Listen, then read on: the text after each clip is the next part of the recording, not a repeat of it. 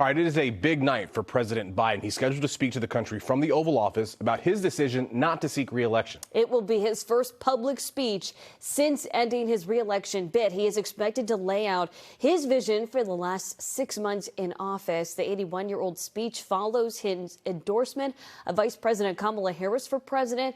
President Biden returned to the White House yesterday. He has been isolating in Delaware after contracting COVID. He has now tested negative. All right, let's go ahead and bring in NBC 10 political commentator Sue O'Connell.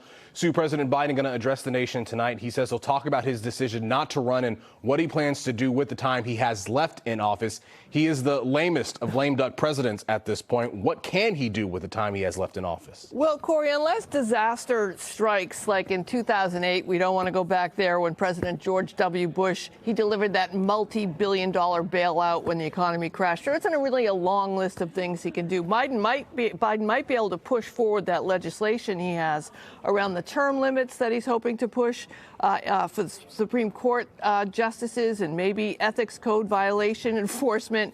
And of course, he's hoping that Israel and Hamas will agree to his ceasefire proposal. But those indeed would be major accomplishments, but that might be it. So what does history tell us? Well, the value of a brand new car, when you drive it off the lot, that's just like it is when you are a president not running for re-election, Corey. All right, well, let's talk about the person who is basically the de facto nominee for the Democratic Party, Kamala Harris. She's getting attacked by Republicans, no surprise there. But in the last few days, it's what they've been saying. They've called her dumb and incompetent. They've accused her of having affairs to get ahead. And a lot of conservatives are making a specific point to call her a DEI hire, which is to say she is only in the position she's in because she's a woman of color. Now, Speaker Johnson has asked lawmakers to stop with the DEI talk because even he knows how racist that is. But they're doing it anyway. Why? What do they think this route will accomplish? Well, what they think it will do is further cement their grievance, sexist, racist, that platform of the MAGA party, right? But it's so out of step with the majority of Americans, what we think and believe.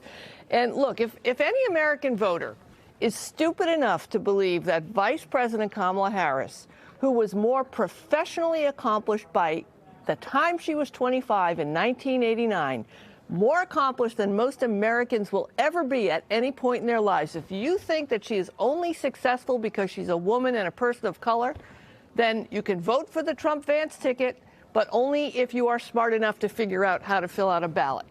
All right, so we've asked you to run a few campaigns over the last few weeks. We're going to ask you to run another one. Say you're the campaign manager for Kamala Harris.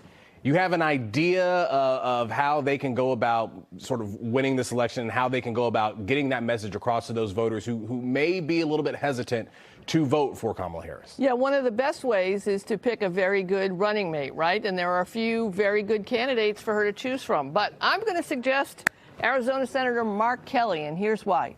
He compliments her, and he also reduces the power of one of the softest spots in her campaign, the border.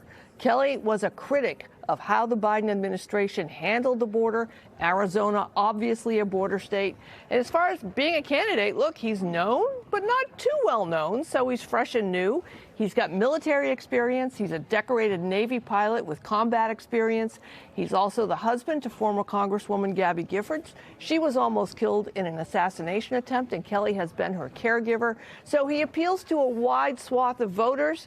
He's from a swing state, and most importantly, Corey, he is an astronaut. Who doesn't want to vote for an astronaut? Yeah, but the voters who could swing that state, Arizona, are union voters, and he's got some issues with those union voters down there. Good point, as usual. All right, Sue, thank you so much for the insight, as always. We appreciate it. Of course, you can watch Sue and myself on @Issue every Sunday morning.